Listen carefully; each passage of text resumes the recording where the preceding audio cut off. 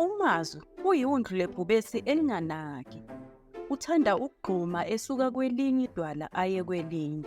Kodwa uhlale egquma nje angabheki nalapho egqumela khona.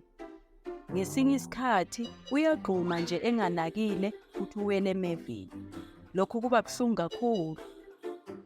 Kokunye uyagquma nje enganakile futhi uwele esidlekeni sezinyosi. Azikujabuleli lokho iy'nyosi. Ngesinye isikhathi uyagquma nje enganakile, acishe awe esuka esiqongweni. Kuyingozi kakhulu lokho. Akafunde emaphutheni akhe. Lokho kuyinkinga. Ngolunye usuku uMazu uyagquma nje enganakile futhi uwele esihlabathini esibishayo. Kuba nzima.